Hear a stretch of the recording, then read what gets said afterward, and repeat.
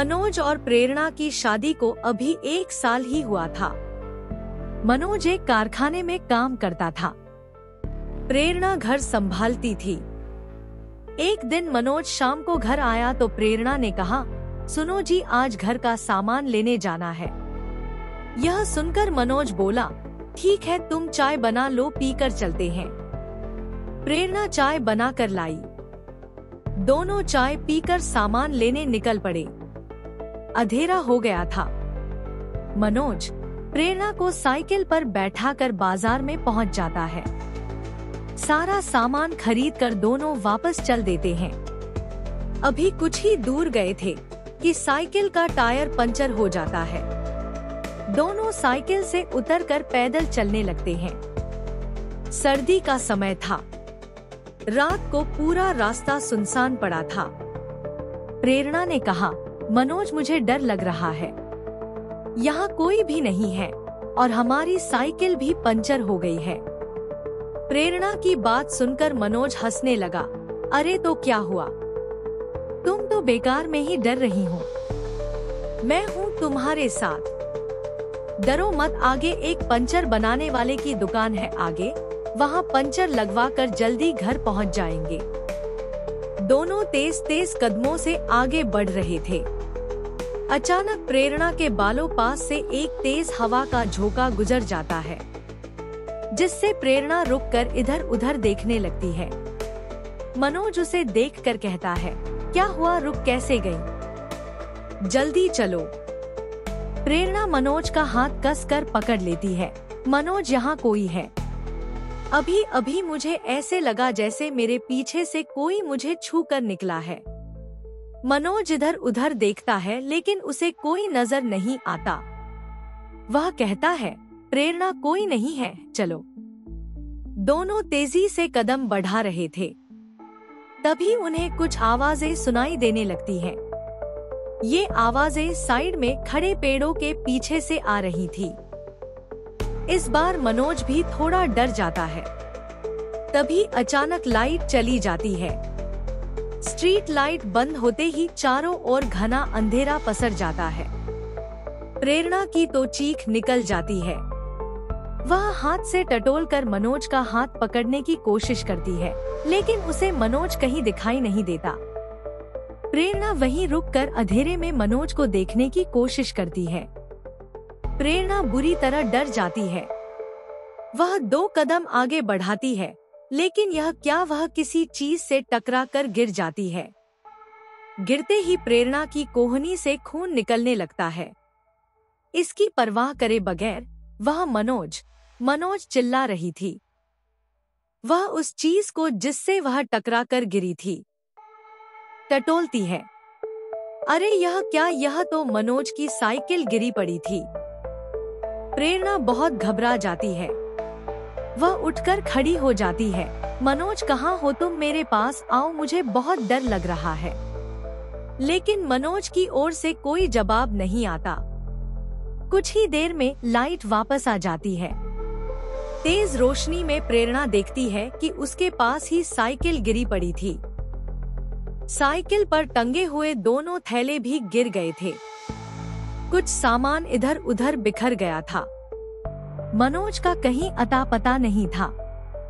प्रेरणा मनोज को पुकारती हुई चारों ओर बेतहाशा भाग रही थी। मनोज, कहाँ हो तुम? मुझे बहुत डर लग रहा है। लेकिन सब बेकार। वह सड़क के किनारे बैठकर रोने लगी। वह नीचे सिर झुकाए बैठी थी। तभी किसी ने उसके कंधे पर हाथ रखा। प्रेरणा ने पलट कर देखा। उसके बराबर में मनोज खड़ा था। मनोज, तुम कहाँ चले गए थे? मैं कब से तुम्हें पुकार रही हूँ। जान तो हो मैं कितना परेशान हो गई थी। प्रेरणा खड़ी हुई और मनोज से लिपट गई, लेकिन मनोज ने कोई जवाब नहीं दिया। उसने प्रेरणा को अपने से अलग किया और बोला, चलो घर चलते हैं। मनोज ने साइकिल को सीधा किया, उस पर बचे हुए सामान का थैला टांगा और घर की ओर चल दिया। प्रेरणा को उसका व्यवहार कुछ बदला हुआ नजर आ रहा था। प्रेरणा उसके पीछे पीछे चल रही थी। प्रेरणा के मन में कई सवाल उमड़ रहे थे। मनोज कहाँ गया था? वह इतने गुस्से में क्यों है? उसने मुझसे अच्छे से बात भी नहीं की और अब वह किसी बात का जवाब भी नहीं दे रहा है। रास्ते में प्रेरणा ने कई बार मनोज से सवाल किए, लेकिन मनोज चुपचाप सिर झुकाए चला जा रहा था, जैसे उसे प्रेरणा से कोई मतलब नहीं था। मनोज के इस व्यवहार से प्रेरणा बहुत परेशान हो गई थी।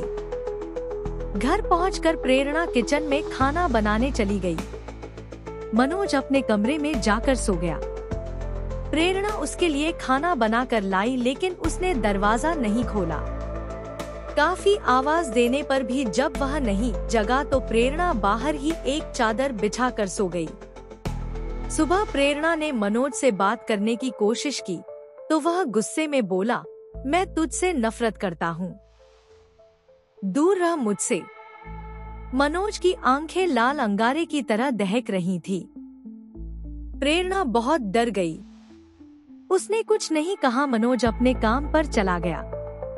धीरे धीरे मनोज का व्यवहार बदलता जा रहा था। वह घर आता, खाना खाकर चुपचाप कमरा बंद करके सो जाता। एक दिन प्रेरणा ने कमरे में बने छोटे से रोशनदान से अंदर देखा तो मनोज दीवार की ओर मुंह करके खड़ा किसी से बात कर रहा था और हंस रहा था। प्रेरणा को कुछ समझ नहीं आया तो वह जोर जोर से दरवाजा पीटने लगी। काफी देर बाद मनोज ने दरवाजा खोला और गुस्से में बोला, क्या है सो जा जाकर। प्रेरणा को भी गुस्सा आ गया। तुम किससे हंस हंस कर बातें कर रहे थे? तभी मनोज की आंखें लाल हो गई। वह गुस्से में बोला, लेकिन उसकी आवाज में एक लड़की की आवाज शामिल थी। यह मुझसे बात कर रहा था। क्या करेगी? अब ये तेरा नहीं है। इसे मैंने अपने वश में कर लिया है। अपनी जान बचाना चाहती है तो भूल जा इसे और कहीं और चली जा। यह कहकर मनोज अंदर चला गया और जोर से दरवाजा बंद कर लिया। प्रेरणा बहुत डर गई। हे भगवान, इस पर तो किसी प्रेत का साया है। प्रेरणा पूरी रात रोती रही। सुबह मनोज प्रेरणा से बात किए बगैर काम पर चला गया। कुछ ही देर में दरवाजे पर दस्तक हुई। प्रेरणा ने दरवाजा खोला तो सामने मनोज का दोस्त पवन खड़ा था। भाभी जी, मनोज है क्या? वह कई दिन से काम पर नहीं आया। मालिक ने मुझे पता करने भेजा है। अगर कल तक वो काम पर नहीं आया तो उसे नौकरी से निकाल देंगे। प्रेरणा को गहरा धक्का लगा। उसने कहा, भैया वो कहीं गए हुए हैं, मैं शाम को उनसे बात करूंगी, कल उन्हें काम पर जरूर भेज दूंगी। पवन के जाने के बाद प्रेरणा घर से निकली। वह एक तांत्रिक को जानती थी। वह उसके पास पहुंच गई। उसने तांत्रिक को सारी बात बताई। तांत्रिक बोला, बेटी उसे किसी तरह मेरे पास ला। वैसे तो यह काम मुश्किल है, लेकिन फिर भी तू कोशिश कर। अगर वह न आया तो उसका कोई कपड़ा ले आना, मैं उससे ही उस प्रेतात्मा को बुलाऊंगा। शाम को प्रेरणा ने मनोज के आते ही उसे रोका और बात करने बैठ गई। मनोज, मुझे मालूम है तुम मुझसे नफरत करते हो, लेकिन तुम काम पर भी नहीं जा रहे हो। अगर तुम कल तक काम पर नहीं गए तो तुम्हारी नौकरी चली जाएगी। मनोज गुस्से में बोला, मैं वो 2 टके की नौकरी नहीं करूँगा। वैसे भी मैं अब कोई काम नहीं करूँगा। प्रेरणा ने प्यार से मनोज को कहा, अच्छा मत करना, बस मेरी एक बात मान लो, कल मेरे साथ चलना, मैं तुम्हें किसी से मिलवाना चाहती हूँ। मनोज ने कहा, मैं तेरे साथ कहीं नहीं जाने वाला, तेरा मेरा रास्ता अलग अलग है। यह कहकर वह अपने कमरे में चला गया और दरवाजा बंद करके बैठ गया। अगले दिन प्रेरणा मनोज की कमीज लेकर तांत्रिक के पास गई। तांत्रिक ने तंत्र मंत्र करना शुरू किया। कुछ ही देर में मनोज वहां गुस्से में आया और लड़की की आवाज में बोला, तूने मुझे यहाँ बुलाया है, तू और इस तांत्रिक दोनों को मैं मार दूंगी। यह देखकर प्रेरणा रोने लगी।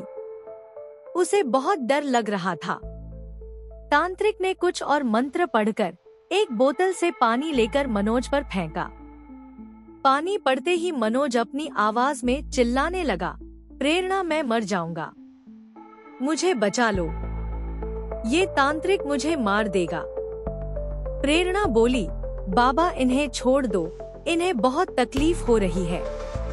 तांत्रिक ने हंसते हुए कहा, चिंता मत कर, ये सब उसकी चाल है, चुपचाप बैठ, देख मैं क्या करता हूँ।